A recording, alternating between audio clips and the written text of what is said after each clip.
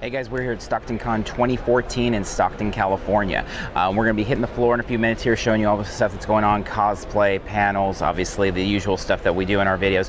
Before we get to that though, I want to kind of do a little bit of an overview. And one thing, there's a lot of really unique things about StocktonCon. I want to kind of highlight those because I know part of what people do with our videos, we've gotten that feedback from several convention organizers, is they'll also look at our videos to kind of see what other convention experiences are and things like that. I think there's a lot of unique things they do here that work really well and definitely would be cool to see emulated in a variety of the cons that we go throughout the year. So first off, we're sitting up above. Obviously it's a unique setup here where we're at an arena, and so if you can kind of pan over here, we've got all kinds of seats.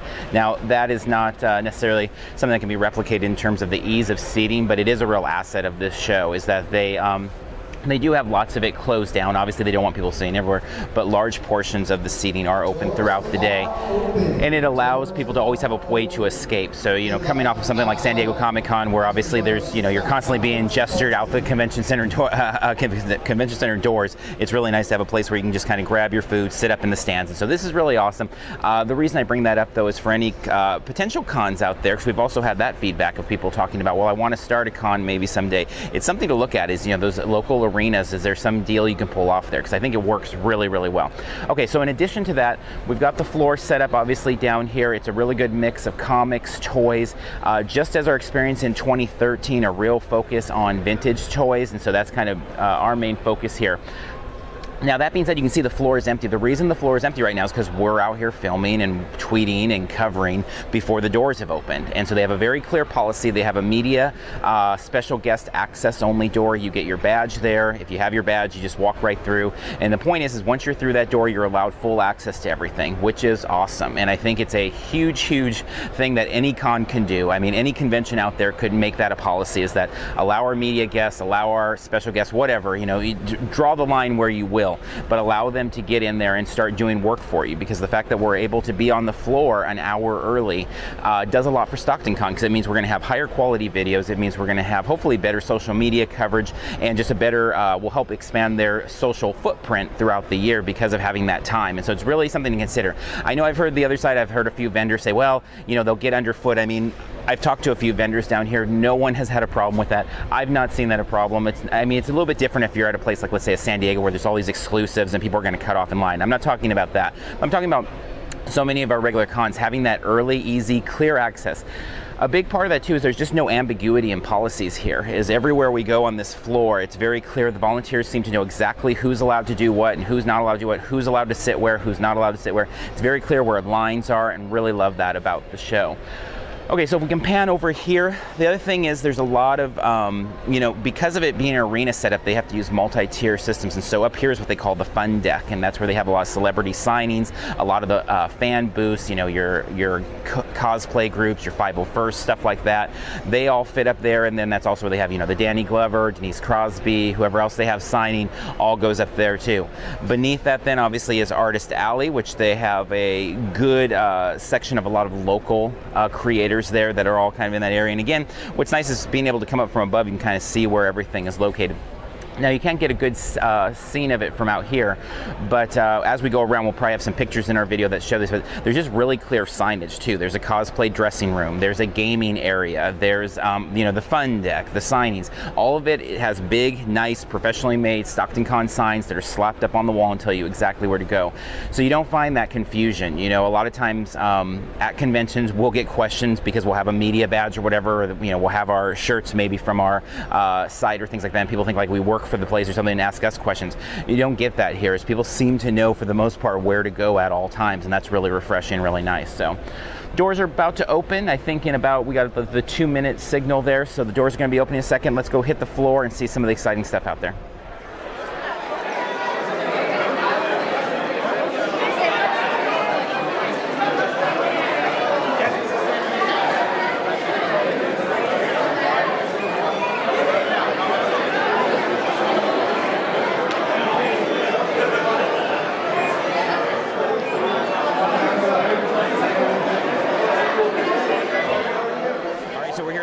guys have just opened here. Behind us you can see all of the swag bags, and so what they've done is giving swag bags away to the first 1,500 in line both Saturday and Sunday, which is really awesome. They come with a comic and a couple little comics inside, the program, obviously the bag, the StocktonCon bag, as well as a Star Wars pen. And so a fun little thing, not something you see at a lot of conventions on this size, meaning that, you know, a kind of regional 2-day show. Also, to kind of point direction over here, just get an idea of the pricing of the show if you're unfamiliar with StocktonCon. This is the first day that they've gone to the 2-day. And so obviously $20 at the door for 2 days of convention. It goes 10 to 5 on Saturday, 10 to 4 on Sunday. So you're getting really, you know, some really good value there. Obviously there's the pre-sale. And then I want to focus on, this is just the donations. They have kept that at the heart of the show. This is the 3rd year of StocktonCon. It's been about giving back to charity from day one. We'll talk more about that in our podcast and stuff. But one of the things I really love about StocktonCon is it shows that you can have a great convention, a great fan experience without, you know, jeopardizing things because of giving to charity. A lot of times it's thought of as an either or, I think, in the convention industry or just in pop culture in general a lot of times, and this is obviously not the case here. They put a really good quality product at the forefront of their operation, but at the same time, at the very heart of everything that they do, it's about kind of giving back to the local community and making sure that they really help improve the local, you know, culture of Stockton, of just making it a great product for the city to be proud of. So let's go take a look inside.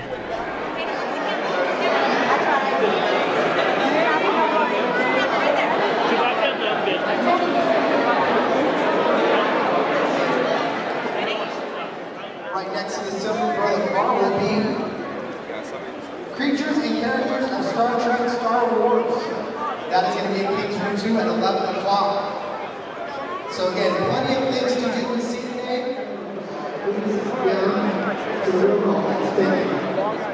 Thank you very much. So again, Denise Crosby, due to unforeseen circumstances, will not be there today.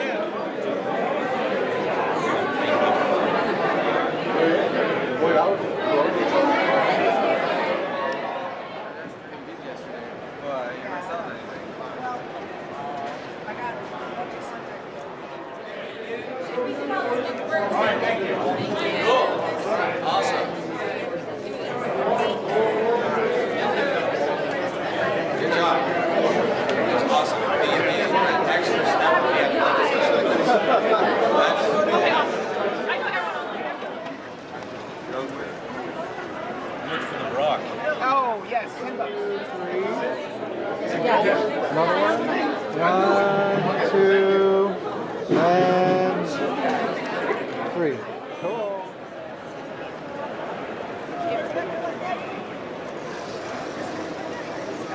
Huh? Oh, sorry.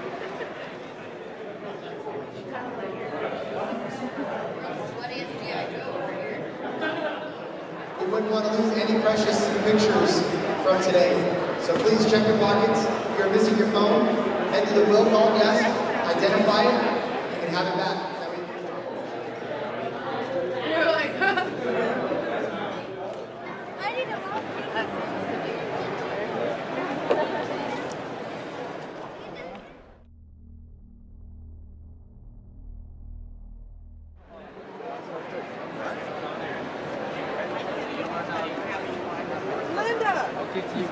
Oh yeah, that's a Star Wars one. Did you see the R2-D2? No. Show you how.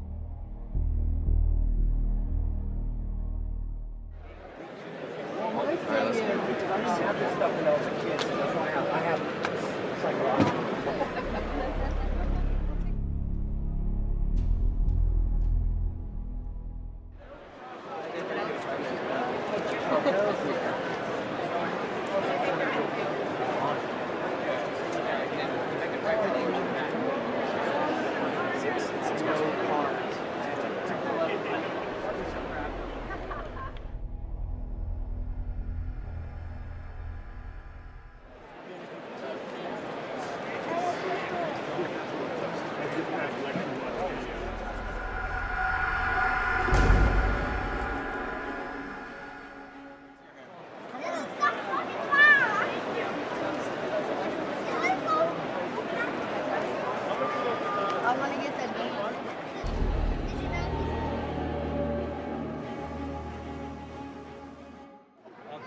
that big of an argument. Yeah, I can.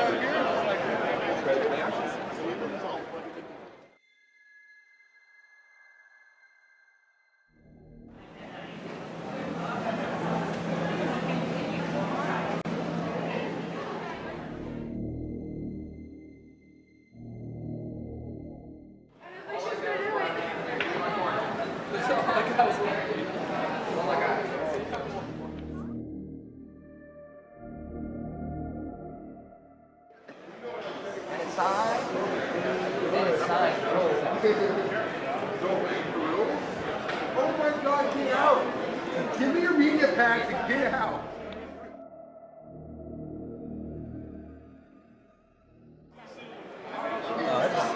Take this thing out.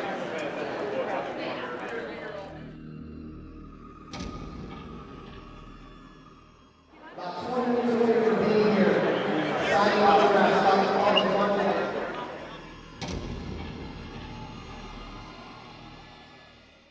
Kathy Garver, Richard Keel, Todd Bridges, Christy McNichol, Charlene Tilton, Linda Blair, Billy Zapka, Martin Code, Lorenzo Lamas, Adam Harrington.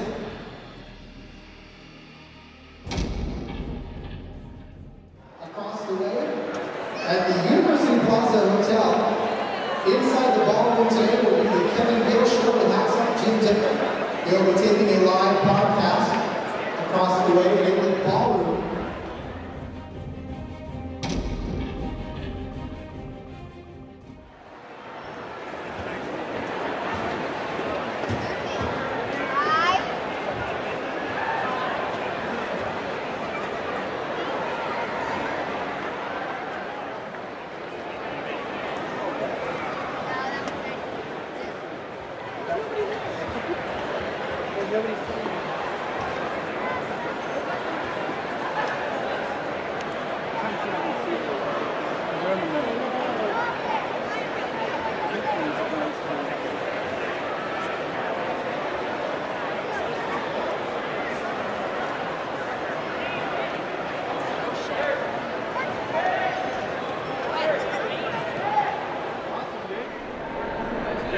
All right, so we're up here on the Celebrity Fun Deck, and behind us is the line for Mick Foley, very famous WWE or WWF back in the day wrestler.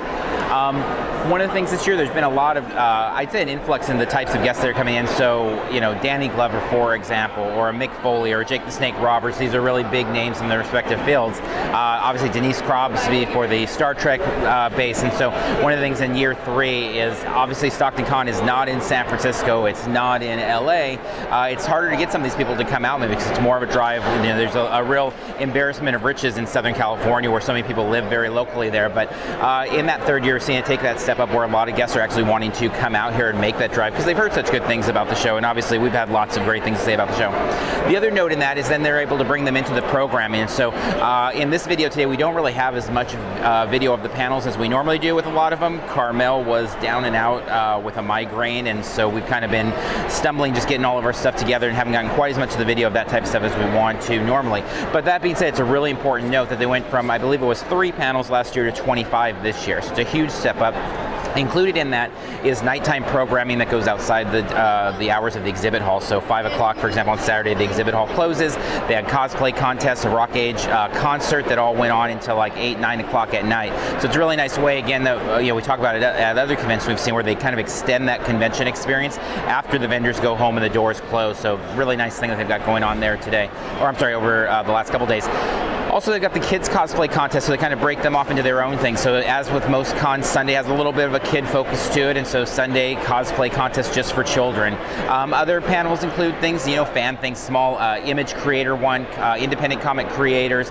We did a panel, or I did a panel on collecting at conventions, so a bunch of other small kind of fan-led type conventions as well. So a really strong step in the right direction in terms of panel experiences. And so one of the things that you notice is, although the con has definitely more people on both days than last year, because this is the first time it's a 2-day con, definitely have more attendees both days, but it doesn't feel anywhere near as claustrophobic or as crowded, which was fine and didn't have any problem with it last year. It's fun on the floor, but definitely you were shoulder to shoulder with people the whole time.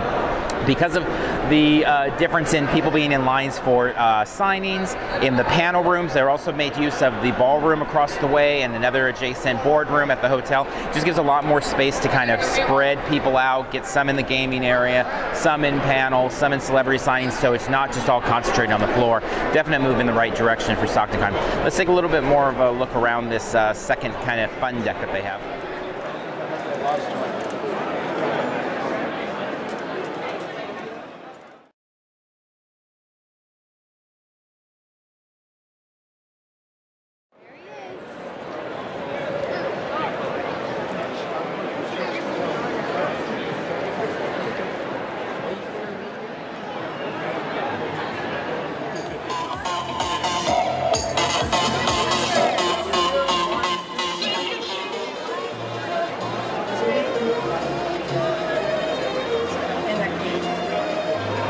Alex, who's doing the cage?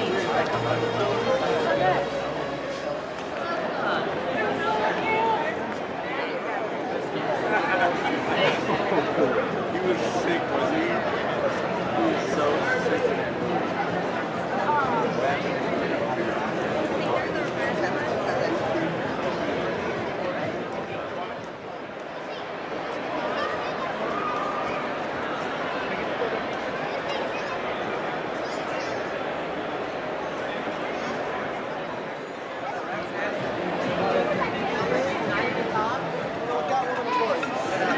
Show fiber cat